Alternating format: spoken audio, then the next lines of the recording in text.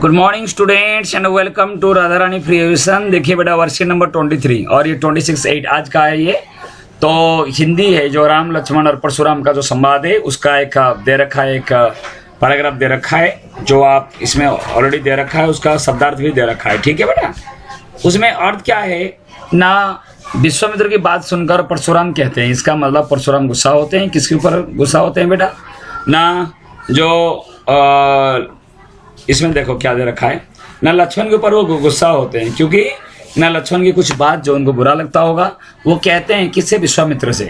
ठीक है, कौन बोलते हैं, परशुराम। ठीक है, विश्वामित्र से कहते हैं ये बालक बहुत ही मंदबुद्धि वाला और मूर्ख एवं उदंड है। आगे आपको मिलेगा कि क्या कहकर परशुराम उसकी बुराई करते हैं या किस प्रकार की भर्त्सना करते हैं, वो चीज़ है जिसके कारण यह अपने ही कुल का नाश कर बैठेगा। कौन कर बैठेगा, लक्ष्मण कर बैठेगा। और इससे सत्य का ज्ञान नहीं है, किससे नहीं है बेटा, लक्ष्मण को। ये चंद्रमा में लगे दाग की तरह अपने कुल, उसके कुल में बिल्कुल सब साफ है बेटा, क्योंकि वो आपको पता है कि इनकी वंश में कितना है नहीं है वो सब चीज, लेकिन उस कुल में कलंक कर देगा। कौन कर देगा ना, वो लक्ष्मण। ओके, राम लक्ष्मण तो आपने पढ़े हो, आगे आप जो आपको देखे होंगे रामायण में, उसमें देखता होगा कितना निष्ठा परायण है और कितना बात है। लेकिन कुछ बात के लिए परशुराम को कुछ बात बोलते हैं जो परशुराम गुस्सा हो जाते हैं और वो ऐसे बात कहते हैं। किससे कहते हैं, विश्वामित्र से, कि ये जो एक लड़का है जो मंदबुद्धि है या उसमें जो मूर्ख है, उनमें जो उदंड है, तो उसको आप समझाइए, नहीं तो मेरे जो प्रकोप है, मेरा जो क्रोध है, उससे वो नहीं बच पाएंगे। ऐसे वो बोलते हैं। किससे बोलते हैं वो ना, विश्वामित्र से बोलते हैं। आगे देखो क्या लिखा हुआ है, इसको काल ने घेर रखा है। ठीक है, ये चंद्रमा में लगे दाग की तरह। ठीक है, मैं चाहूं तो क्षण भर में उसका अंत कर सकता हूं, फिर मुझे तुम दोष मत देना। कौन किसको दोष नहीं देगा, वो कह रहे हैं विश्वामित्र से कि मैं अगर उसको क्रोध से कुछ अभिशाप दे दूं या कुछ श्राप दे दूं तो उसके बाद मुझे आप मत बोलना।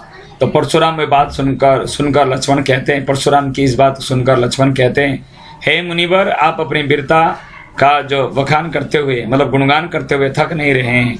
अपने कई प्रकार के अपनी वीरता के बारे में बतलाए हैं, आपके बल और साहस के बारे में आपसे अच्छा भला कौन बता सकता है। इसका मतलब लक्ष्मण भी उनको समझाते हैं, बल्कि जब पता है कि वो ऋषि, वो महान जो ऋषि है, जो परशुराम गुस्सा हो गए, तो उनको बता रहे हैं आप तो एक बलवान हो और आप क्या करना है, अगर आपको इतने मुझे डांटने पर, मतलब ऐसे भला बुरा कहने पे आपका क्रोध फिर भी आपको नहीं कम हो रहा है, तो आप मुझे और बोल सकते हैं। तो अपना ये बोले, अगर इतने में भी आपका मन ना भरा हो तो अपना क्रोध सहन कर खुद को पीड़ा ना दे। कभी कभी जब आप गलती कर लेते हो, मम्मी पापा गुस्सा करते हैं, तो आप अगर ज़्यादा ना बोलो, चुपचाप खड़े हो जाते हो, तो मम्मी फिर माफ़ कर देते हैं। उसी प्रकार लक्ष्मण कहते हैं कि आपका क्रोध अगर मुझे ऐसे कहते हुए भी तब भी आपका शांत नहीं हो रहा है, तो आप दोबारा मुझे बोलो, कुछ भी बोलो, जिससे कि आपका जो पीड़ा, जो क्रोध है, वो आपका क्या हो जाएगा, शांत हो जाएगा और अपने शरीर को अपनी पीड़ा मत दो। अभी तो फिर से अपनी वीरता का व्याख्यान कर ले, मतलब दोबारा आप अपनी जो वीरता है, जो लाइन आपने बोले वो कर सकते हो। ऐसे कह के वो अपमानित नहीं करना चाहता था, उनको बोलता था कि जो गुस्सा अपने अंदर, जो क्रोध अपने अंदर भरा हुआ है, वो क्रोध को आप शांत कीजिए, किसी भी तरह की, चाहे अपना गुणगान कीजिए या मुझे डांटिए, उस प्रकार की। आप एक वीर पुरुष है जिसमें व्यर्थ और क्षमा पर्याप्त है। वो कहते हैं कि वीर पुरुष के पास क्या धैर्य है, पेशेंस है और क्षमा करने का उनके अंदर गुण होती है। आपके मुंह से अपशब्द शोभा नहीं देता, कभी कोई वीर पुरुष अपने मुंह से अपशब्द नहीं कहता। वो उनको समझा रहे हैं, परशुराम जो गुरुजी है उनको समझा रहे हैं कि आप एक वीर होके आपके अंदर जो पेशेंस है, जो धैर्य है और जो क्षमा है, आपका अंदर गुण होनी चाहिए। तो वो बता रहे हैं और सूरवीर युद्ध में अपने सूरवीरता का प्रदर्शन करते हैं, वो उसकी तारीफ करते हैं। पता है कि वो गुस्से में है अभी, वे स्वयं को मुख से स्वयं का प्रशंसा नहीं करते और रणभूमि में अपने शत्रु को सामना पाकर कारों की तरह बातों में व्यर्थ समय नहीं बिताते, अपितु युद्ध करके अपनी वीरता का परिचय देते हैं। तो ओके, तो ये आप एक वीर पुरुष है। ये सारे जो चीज़ें हैं जो कौन कर रहे हैं ना, जो लक्ष्मण है वो किसको बता रहे हैं, परशुराम को बता रहे हैं। अभी आप क्वेश्चन, बच्चे देखो, बहुत सारे बच्चे कमेंट होती है, सर जी हम क्वेश्चन सर के लिए हम वीडियो देखते हैं, आप क्वेश्चन सर नहीं भेजते। बेटा जब आपको इतनी तरीके से समझाया जाता है, अंडरलाइन करता है, उसके बाद अपना तो ऐसे सेंस होती है कि आप इस वीडियो को पूरा देखें और उसका आंसर आप खुद कर सकें। चलिए कोई बात नहीं, आप लोगों का कमेंट हम जरूर ध्यान देते हैं। एक बच्चों का कमेंट आया जिन्होंने बोले कि सर जी वीडियो में आपका जो वीडियो है उसमें क्वेश्चन आंसर नहीं है। बेटा हिंदी में लिखने में मुश्किल होता है और सबको तो टाइपिंग आता नहीं है। जो इंग्लिश मीडियम होता है वो हम लिख देते हैं, लेकिन हिंदी मीडियम के लिए हम समझा देते हैं। साथ में राइटिंग में भी मैंने आपको दिया, आप कर सकते हो। पहले फर्स्ट सेकंड थर्ड फोर्थ का वो आंसर है। परशुराम विश्वामित्र से लक्ष्मण की शिकायत किस तरह करते हैं, ये देखो, ये आपको थोड़ा मैं बड़ा कर दूं, आप नोट आउट कर सकते हो। ठीक है बेटा, ये देखिए, आपको उम्मीद करता हूं कि आपको दिखाई दे रहा होगा, थोड़ा छोटा कर दिया मैंने, ये लो। ठीक है, देखिए बेटा,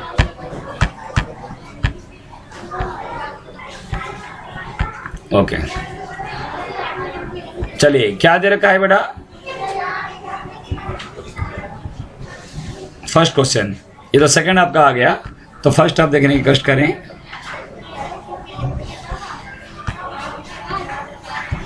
ये देखो फर्स्ट क्वेश्चन, आप स्क्रीनशॉट ले लें और आप देखिए।